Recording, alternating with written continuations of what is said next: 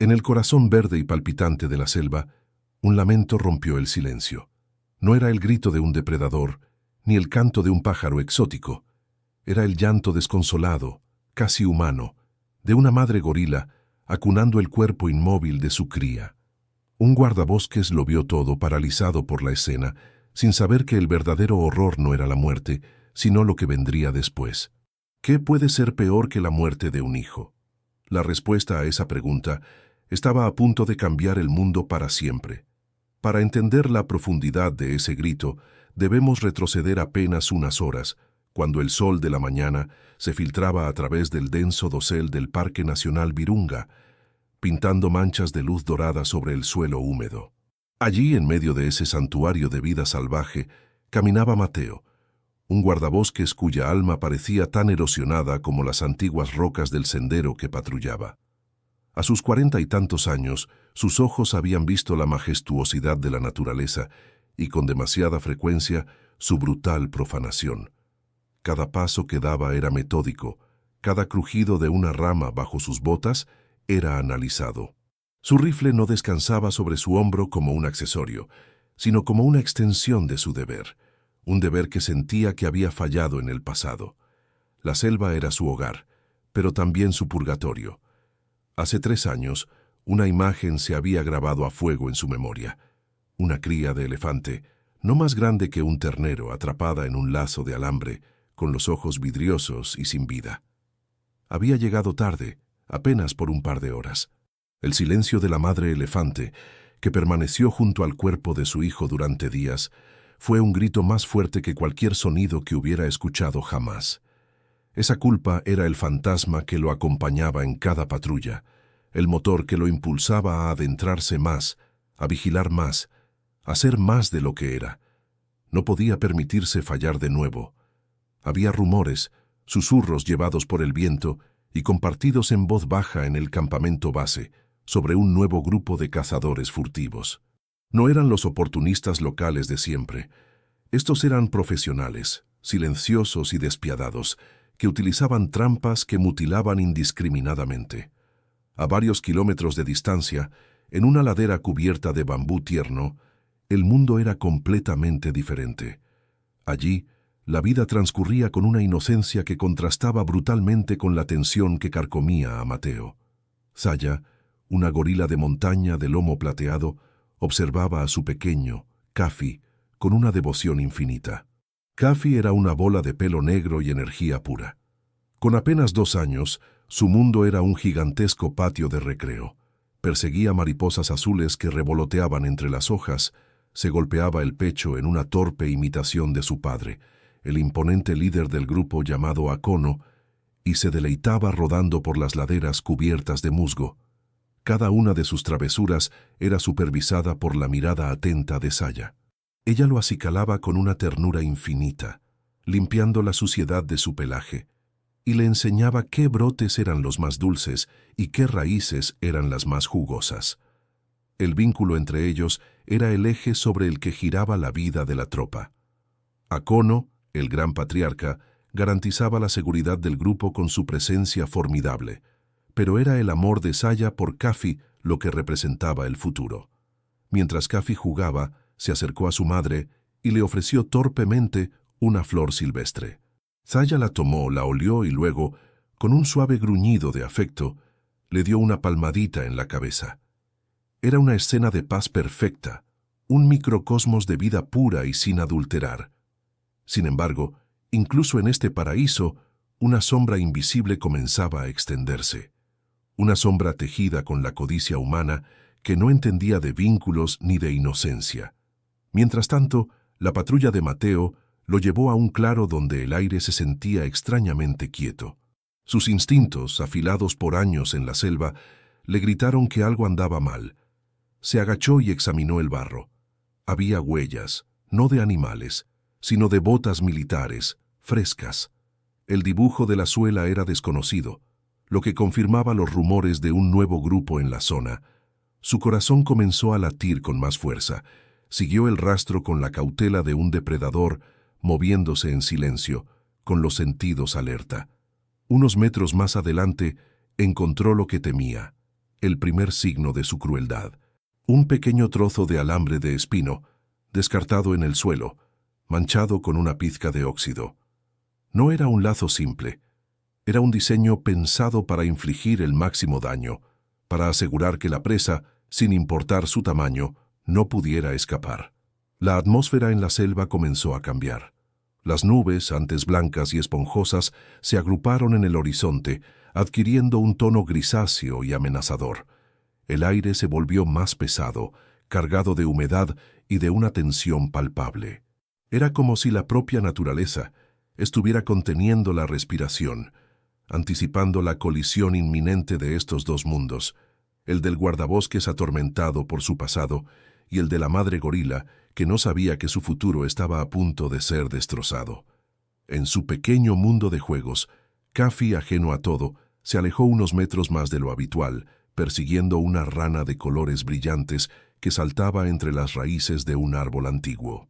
Zaya lo llamó con un gruñido suave, una advertencia para que no se alejara. Kafi, por primera vez, absorto en su juego, no la escuchó. Dio un salto más, aterrizando sobre una pila de hojas secas, y fue entonces cuando la paz se hizo añicos, aunque el sonido que lo rompió fue casi imperceptible, apenas un chasquido metálico ahogado por la maleza. Un sonido que sellaría el destino de todos. El chasquido fue insignificante, un sonido casi imperceptible en la sinfonía constante de la selva. Pero para Kafi fue el universo entero colapsando en un instante de dolor cegador. La pila de hojas secas había ocultado una mordida de acero, un cepo de alambre de espino que se cerró sobre su pequeña pierna con una crueldad mecánica. Un aullido de pura agonía, agudo y penetrante, reemplazó sus gruñidos juguetones. Ya no era un juego, era un terror que no comprendía, un fuego que le quemaba desde la pata hasta el alma. Cayó al suelo, retorciéndose, su chillido desgarrador cortando el aire y llegando a los oídos de su madre como una lanza. El instinto maternal de Zaya estalló con la fuerza de un volcán. En menos de un segundo pasó de la calma vigilante a un estado de pánico frenético. Se abalanzó hacia su hijo, cubriendo la distancia que los separaba en dos zancadas poderosas. Al principio no entendía lo que veía. Solo veía a su pequeño Kafi convulsionando en el suelo. Intentó levantarlo, pero un tirón brutal la detuvo. Fue entonces cuando sus ojos se fijaron en el alambre, un objeto extraño, frío y antinatural, hundido profundamente en la carne de su cría.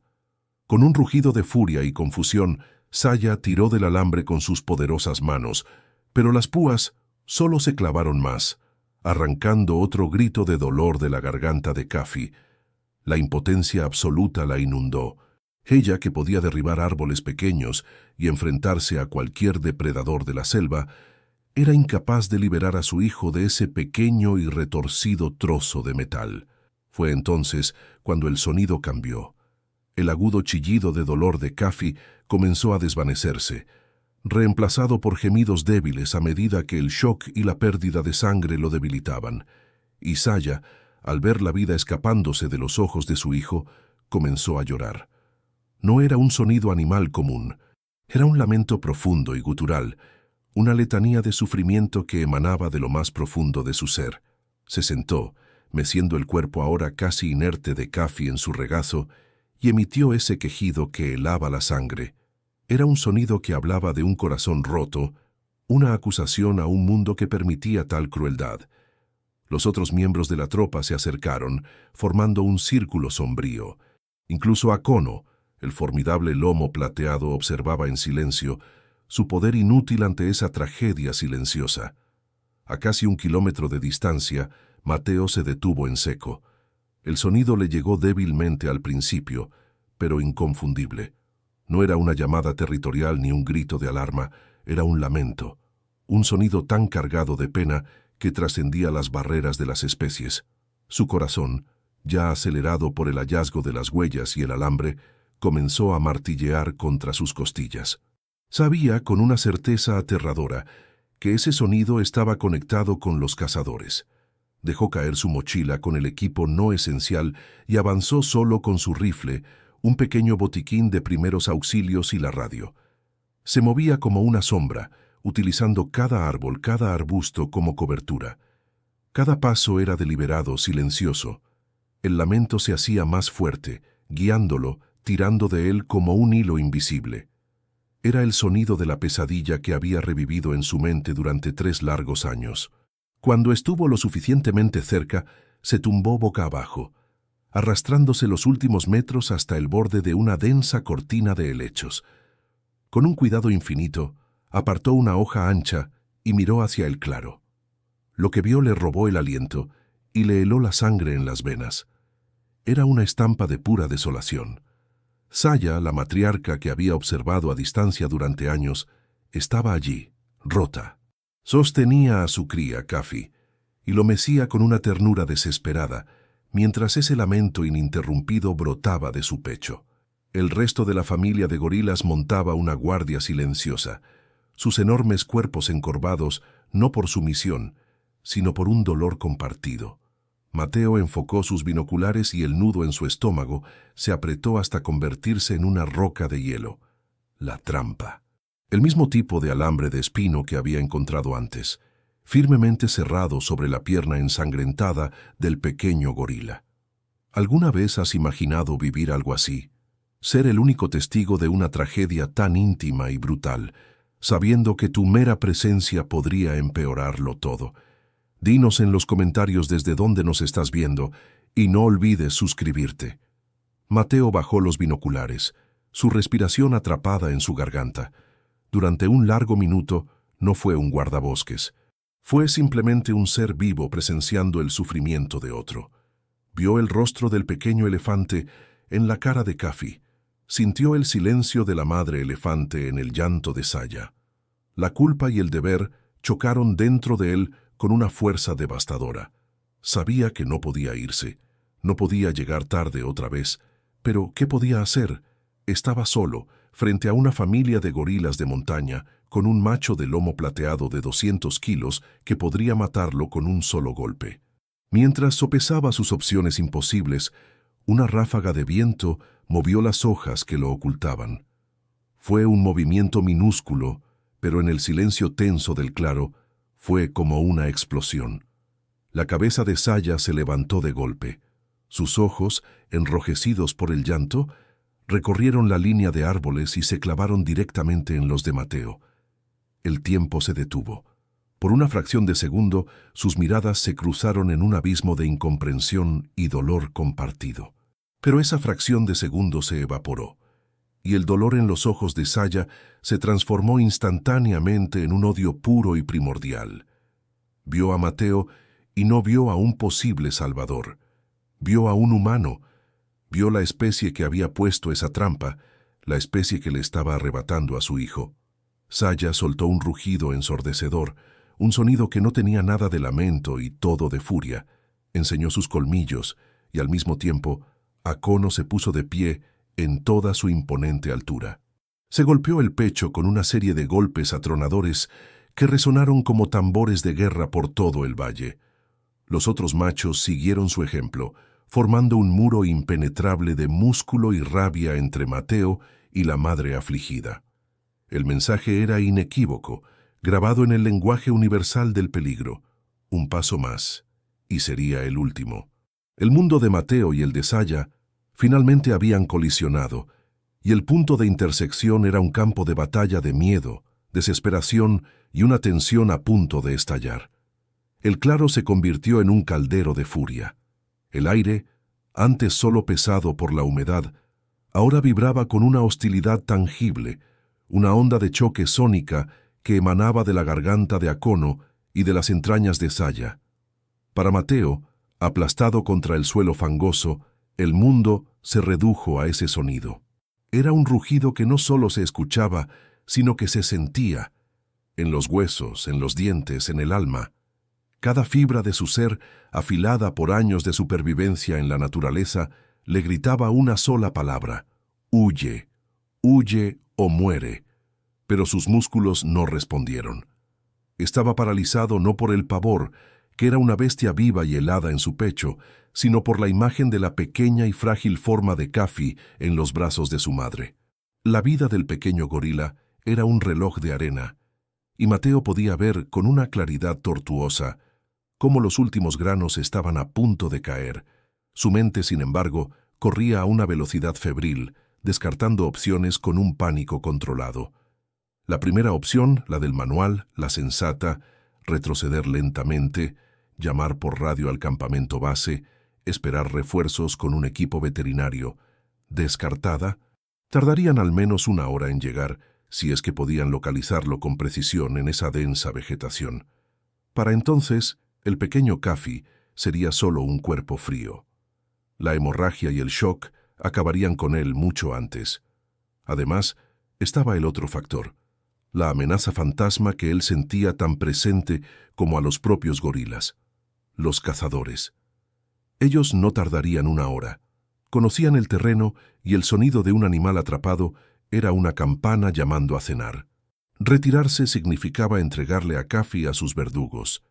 La segunda opción era más arriesgada, más directa, su rifle de dardos.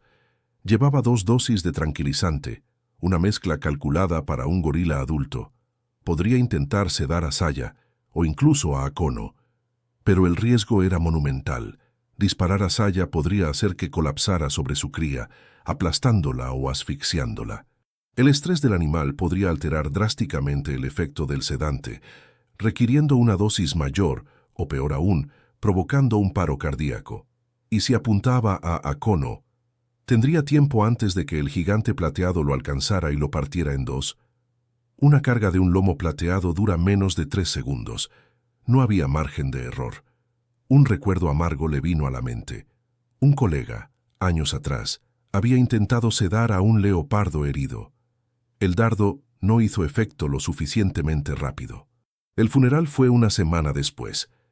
Mientras su cerebro procesaba y desechaba estos escenarios catastróficos, un sonido lejano, casi imperceptible, se coló a través de la barrera de rugidos. Un crujido seco. No era un animal. Los animales de la selva se mueven con una fluidez que se integra en el paisaje sonoro. Esto fue diferente, torpe. Fue el sonido de una bota humana pisando una rama seca. Los cazadores. No era una suposición, era una certeza. Estaban cerca, quizás volviendo para comprobar su trampa. El reloj de arena no solo se estaba vaciando. Alguien lo había volteado para acelerar el final. Ya no había tiempo para planes. Solo quedaba la tercera opción, la opción que ningún manual contemplaría, la opción que sus instintos de supervivencia consideraban un suicidio puro y simple: acercarse. La decisión se tomó en el silencio que siguió al rugido de Akono, un silencio cargado de amenazas. Mateo sabía que cualquier movimiento brusco sería su sentencia de muerte. Tenía que comunicarse en un idioma que ellos pudieran entender, el lenguaje del cuerpo, de la intención. Tenía que despojarse de todo lo que lo convertía en una amenaza. Con una lentitud que le costó cada gramo de autocontrol, movió su mano hacia su rifle. Los ojos oscuros de Akono siguieron el movimiento, un gruñido bajo retumbando en su pecho como un trueno distante. Mateo no lo miró directamente. Mantener la mirada de un macho alfa era un desafío directo, una invitación a la violencia. Mantuvo su cabeza gacha, en un gesto de sumisión. Deslizó el rifle de su hombro, el peso familiar ahora sintiéndose como una carga extraña. Lo depositó suavemente en el suelo frente a él y con la punta de su bota lo empujó lentamente hacia un lado, lejos de su alcance. El efecto en el claro fue inmediato y extraño. El muro de agresión no desapareció, pero una grieta de confusión apareció en él. Un humano desarmado era una anomalía, no encajaba en su experiencia. Su instinto les decía que los humanos con objetos largos y ruidosos eran peligro, muerte. Pero este humano acababa de renunciar a su poder. Akono inclinó la cabeza, perplejo. Saya, por un instante, dejó de llorar y su mirada se fijó en el arma abandonada y luego en el hombre. Ahora venía la parte más difícil. Mateo se arrodilló, haciéndose aún más pequeño, menos imponente. Levantó sus manos vacías con las palmas abiertas, un gesto universal de paz que esperaba que trascendiera las especies, y entonces Comenzó a hablar, no con palabras, que serían inútiles, sino con sonidos. Emitió un murmullo bajo y suave, un zumbido gutural que imitaba vagamente las vocalizaciones de satisfacción que había oído hacer a los gorilas en momentos de calma. No era una imitación perfecta, pero el tono era lo que importaba. Era bajo, no amenazante, casi una súplica. Toda su atención estaba en Saya. Sabía que Akono era el guardián, la barrera física, pero Saya era la puerta. Su desesperación era la única llave que podría abrirla. Sus ojos se encontraron de nuevo y esta vez Mateo no apartó la vista. Le sostuvo la mirada, pero no con desafío, sino con una empatía cruda y abierta. Intentó verter todo lo que sentía en esa mirada, su propio dolor por su fracaso pasado, su comprensión de su agonía, su deseo desesperado por ayudar. En el fondo de sus ojos oscuros, Saya vio algo más allá del enemigo. Vio su propio sufrimiento reflejado. El pequeño Kafi se movió débilmente en sus brazos, un gemido casi inaudible escapando de sus labios. Ese sonido fue como una descarga eléctrica. El instinto de madre de Saya luchó una batalla campal contra su miedo. El miedo le decía que el humano era la causa de todo esto. La maternidad le susurraba que quizás, solo quizás, podría ser la única solución. Impulsado por ese pequeño gemido, Mateo decidió arriesgarlo todo. Se movió. No se puso de pie, sino que comenzó a arrastrarse hacia adelante sobre sus rodillas, 1 centímetro a la vez. La reacción fue instantánea y aterradora. El claro explotó. Akono no dudó. Con un rugido que pareció desgarrar el tejido mismo del aire, cargó. 200 kilos de músculo y furia pura se lanzaron hacia Mateo como una locomotora negra. El suelo tembló bajo su carrera. Mateo se congeló, su mente gritando, su cuerpo finalmente sucumbiendo al terror. Cerró los ojos, esperando el impacto que lo destrozaría. El olor a ozono y a pelaje húmedo lo envolvió. Sintió el aliento caliente y fétido en su rostro, pero el impacto nunca llegó. A escasos centímetros de su cara, Akono se detuvo en una explosión de tierra y hojas. Se irguió sobre él, un monolito de poder, y soltó un último rugido ensordecedor directamente en su rostro, una afirmación final y absoluta de su dominio. Era una carga de fogueo, una prueba. Mateo no se movió, no gritó, no retrocedió, soportó la tormenta, manteniéndose arrodillado y sumiso. Cuando el rugido se apagó, abrió lentamente los ojos. Akono todavía estaba allí, mirándolo fijamente, los músculos de su espalda tensos como el acero. Pero la furia ciega en sus ojos había sido reemplazada por una evaluación fría y calculadora. El humano no había corrido, no había luchado, había aceptado su poder. Lentamente, con una majestuosidad intimidante, Akono retrocedió un par de pasos. No le dio la espalda, pero la carga había terminado. La prueba había sido superada. La tensión en el claro no se había roto, pero se había transformado. Ya no era un callejón sin salida de agresión. Ahora era un equilibrio precario, una negociación silenciosa y mortal. Mateo había apostado su vida a su comprensión de estos seres magníficos y por ahora seguía en el juego.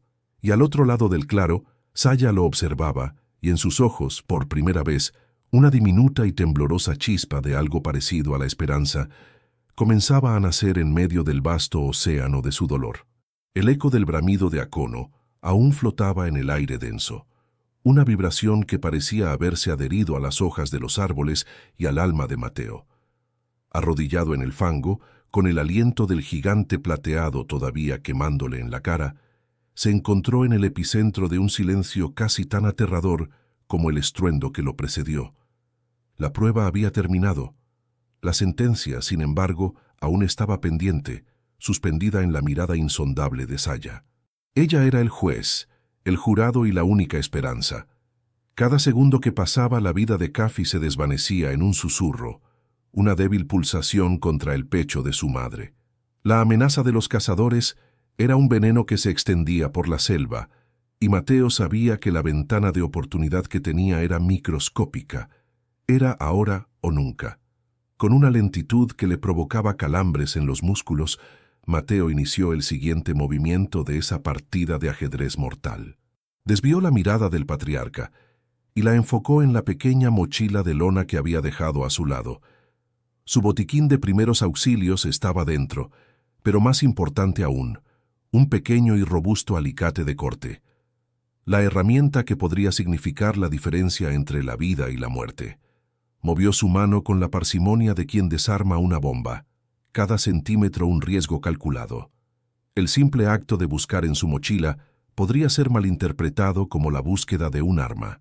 Podía sentir los ojos de toda la tropa fijos en él, una docena de mentes primarias intentando descifrar sus intenciones. Abrió la cremallera y el sonido, normalmente trivial, resonó en el claro como un disparo. Los gorilas más jóvenes se sobresaltaron. Akono emitió un gruñido de advertencia, un recordatorio de que la tregua era condicional. Mateo se detuvo, esperando, dejando que el sonido se disipara, que ellos entendieran que no representaba una amenaza. Sus dedos, torpes por la adrenalina, buscaron a tientas el frío metal del alicate. Lo sacó manteniéndolo a la vista, con la palma de la mano abierta. No era un arma, era una herramienta, pequeña, casi insignificante frente a la majestuosidad de las criaturas que lo rodeaban. Pero era todo lo que tenía. Dejó la mochila y comenzó el verdadero viaje, los 5 metros que lo separaban de Saya y Kafi. 5 metros que bien podrían haber sido 5 kilómetros sobre un campo de minas. Se arrastró sobre sus rodillas, la tela de sus pantalones empapándose con la tierra húmeda. Cada avance era una negociación, un centímetro, una pausa, un murmullo tranquilizador, otro centímetro. Observaba a Saya, buscando cualquier señal de rechazo, cualquier endurecimiento en su mirada, cualquier tensión en los músculos de sus hombros. Ella seguía allí, inmóvil, un monumento al dolor, pero sus ojos no se apartaban de él. Ya no había odio en ellos, sino una desesperación tan profunda que estaba dispuesta a considerar lo imposible, confiar en un humano. A mitad de camino, un sonido discordante, antinatural, llegó desde la lejanía. Un chasquido que no pertenecía a la selva. Mateo lo reconoció al instante. El sonido metálico de un cerrojo de rifle al ser accionado. Estaban cerca, muy cerca. El pánico le subió por la garganta como una bilis amarga, pero lo reprimió con una fuerza de voluntad sobrehumana. No podía permitirse mostrar miedo ahora. No podía permitirse la prisa. La prisa lo mataría a él y sentenciaría a Kafi. Su avance, si era posible, se volvió aún más lento, más deliberado. Era una contradicción agonizante, la necesidad de actuar con la máxima urgencia y la obligación de moverse con la máxima cautela. Finalmente, después de lo que pareció una eternidad, llegó.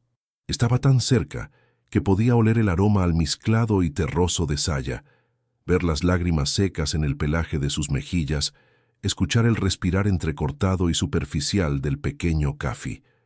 El alambre de espino era aún peor de cerca. Estaba hundido en la carne hinchada y ensangrentada, una corona de espinas de acero diseñada para no soltar a su presa. Mateo levantó la mano que sostenía el alicate. Fue el momento de la verdad. Saya reaccionó. Con una velocidad cegadora, extendió su enorme mano negra, no para golpear, sino para detenerlo.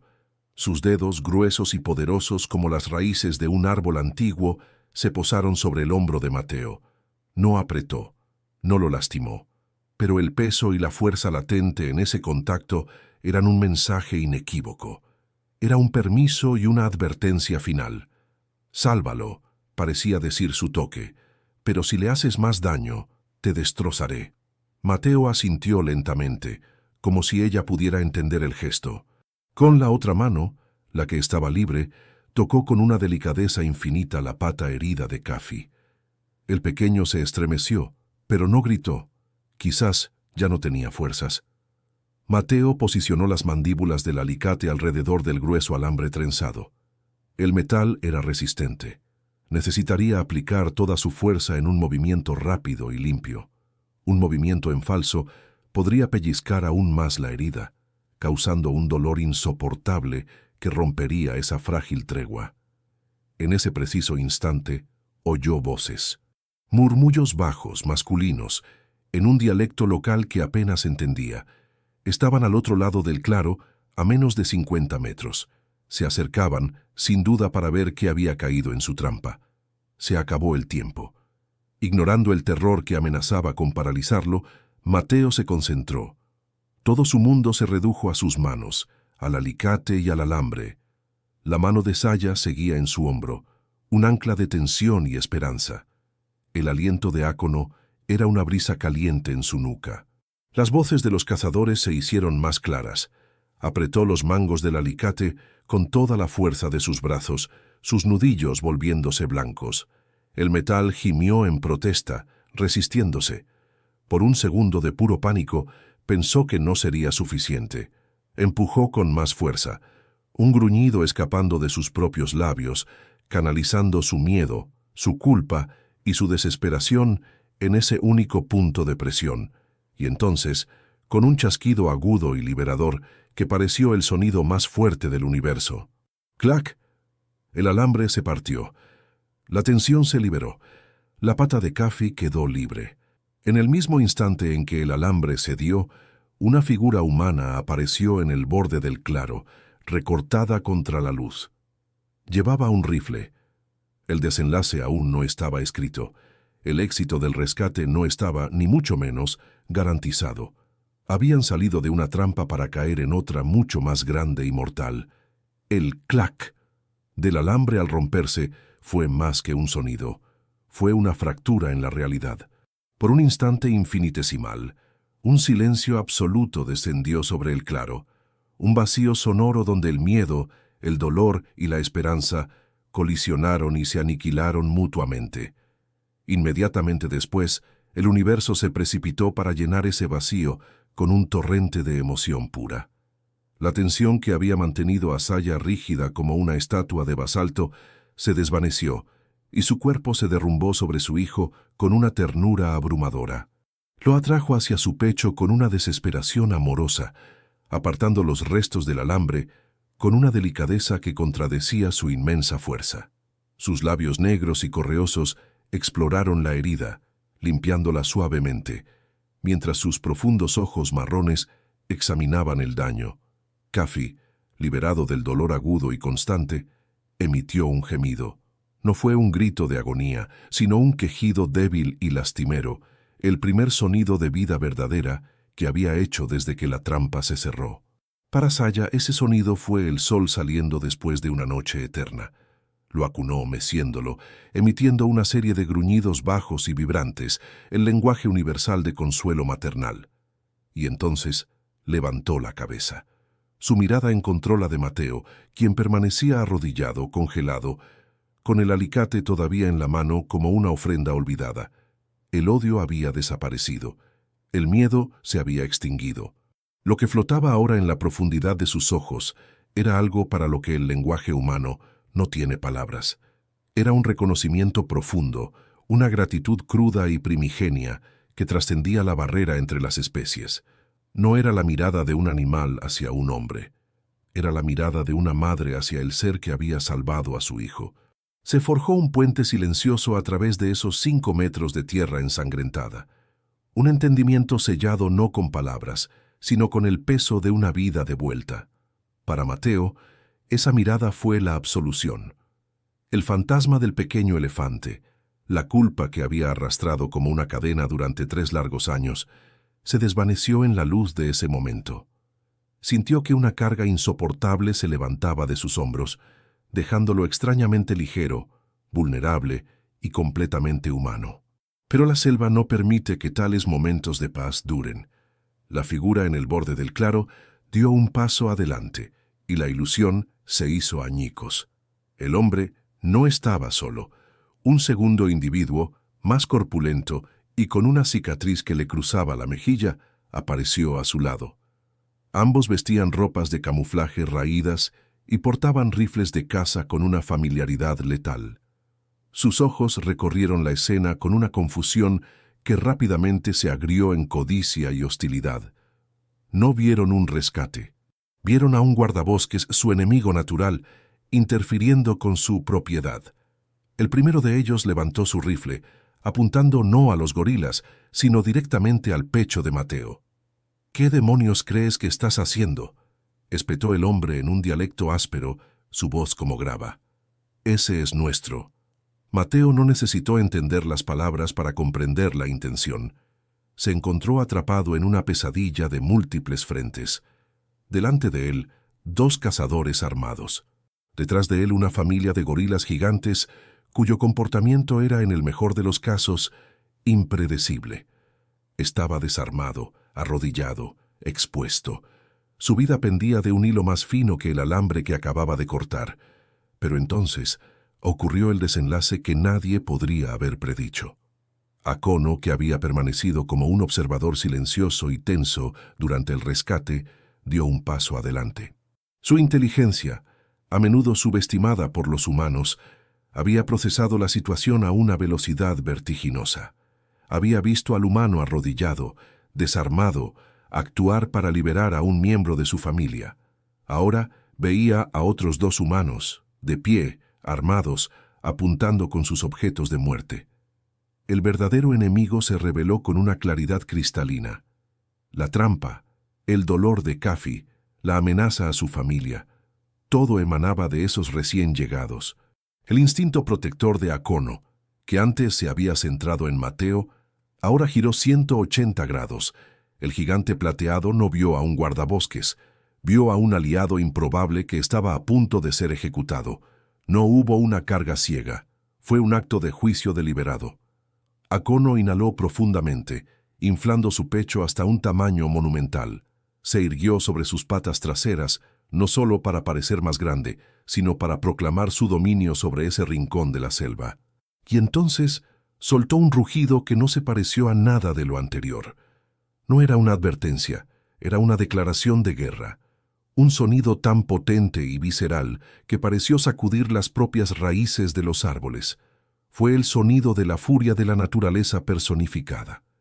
Inmediatamente después del rugido, cargó, pero su trayectoria no fue directa hacia los cazadores. Con una inteligencia táctica asombrosa, corrió en un arco, no para atacar, sino para interponerse. Se posicionó entre Mateo y Saya y los rifles de los cazadores, convirtiendo su propio cuerpo en un escudo viviente. Aterrizó con sus 4 extremidades en el suelo, con un impacto que hizo temblar la tierra, arrancando trozos de hierba y barro. Se golpeó el pecho una vez más, una sinfonía de percusión atronadora, con los colmillos al descubierto y los ojos fijos en los 2 hombres. El efecto sobre los cazadores fue devastador. Estaban preparados para un animal asustado o acorralado. No estaban preparados para un rey que defendía su reino y a un inesperado súbdito. El terror puro y absoluto desfiguró sus rostros. El hombre que apuntaba a Mateo vaciló, su rifle temblando en sus manos. Nunca antes se habían enfrentado a la furia de un lomo plateado de esa manera, no como cazadores, sino como intrusos siendo juzgados.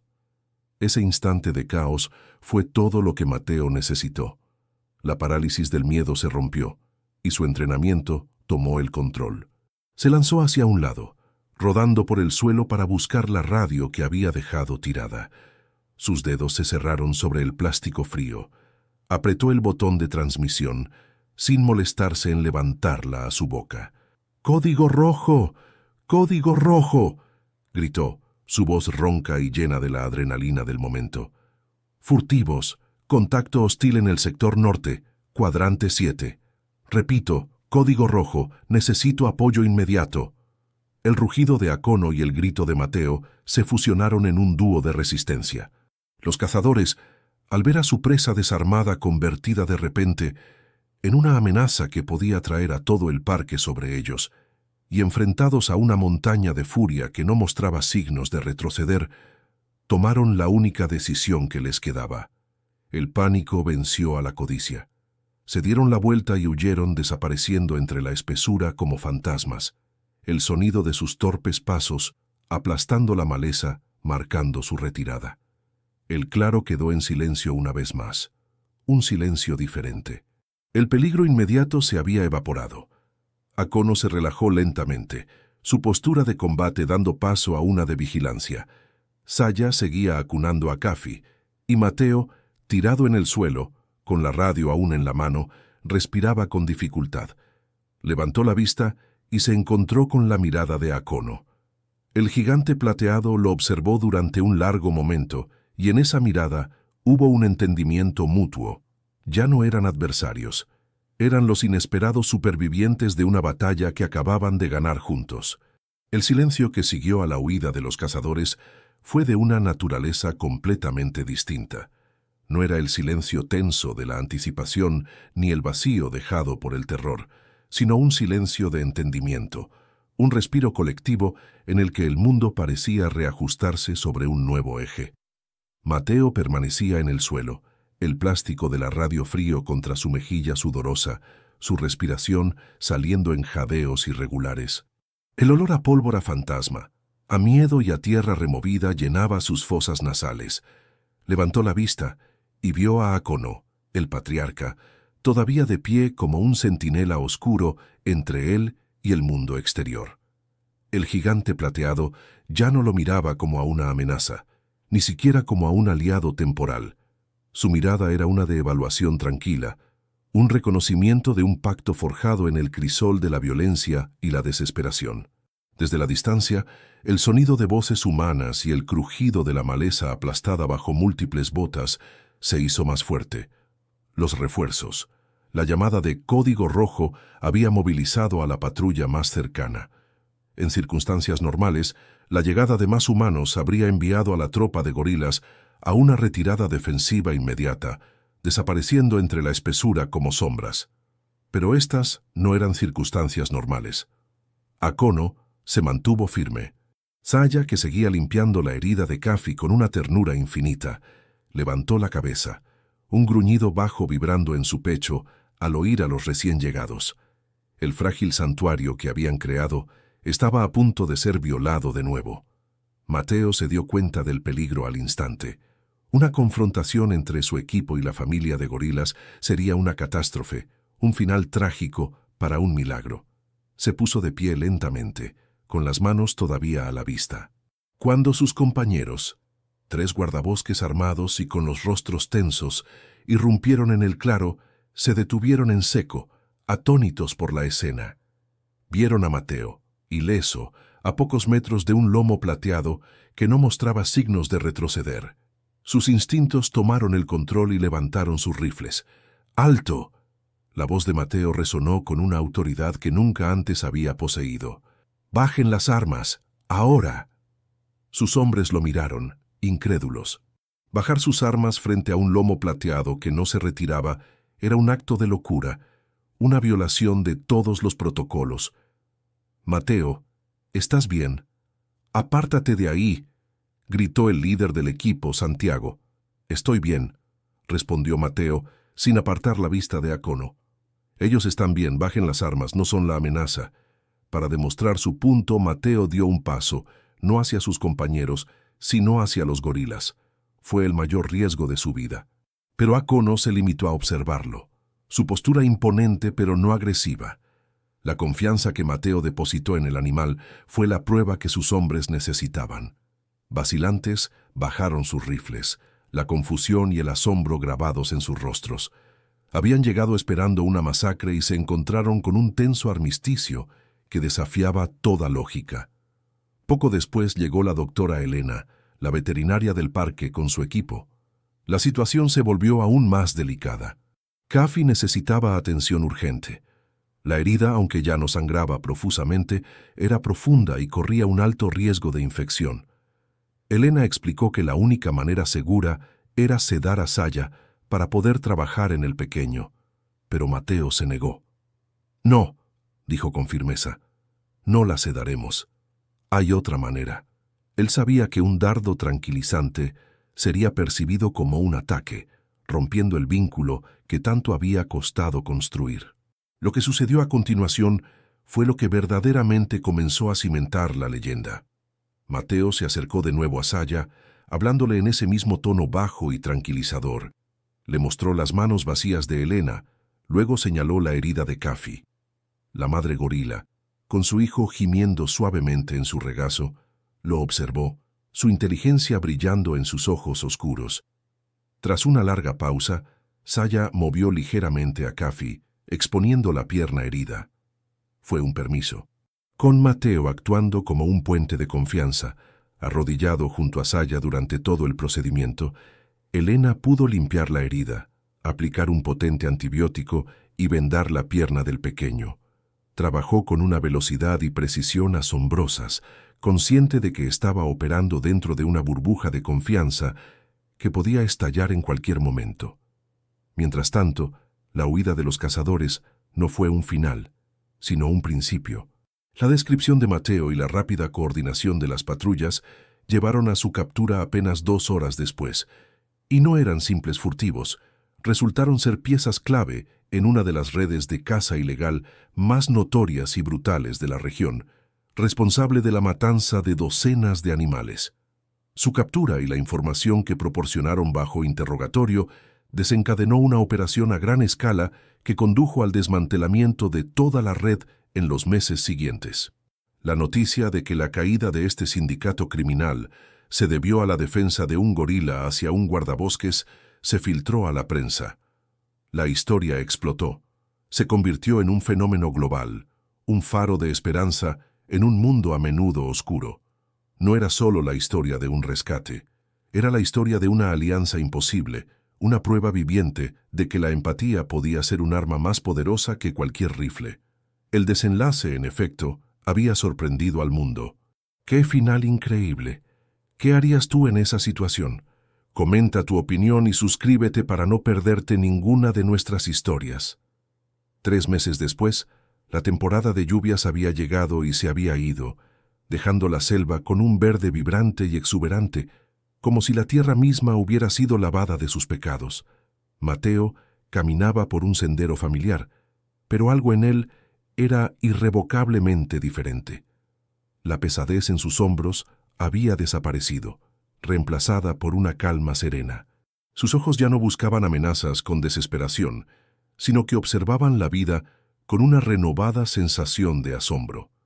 Su redención no había sido un evento, sino un proceso, uno que comenzó con el llanto de una madre y se consolidó con la mirada de un rey.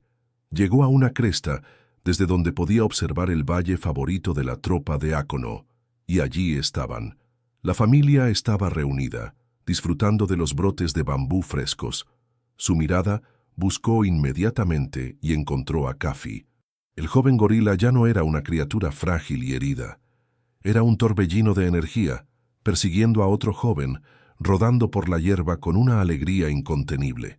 Al saltar, por un breve instante, Mateo pudo ver la cicatriz en su pierna, una línea plateada pálida contra su pelaje oscuro, no un signo de debilidad, sino una marca de supervivencia, un testimonio de la batalla que habían librado juntos.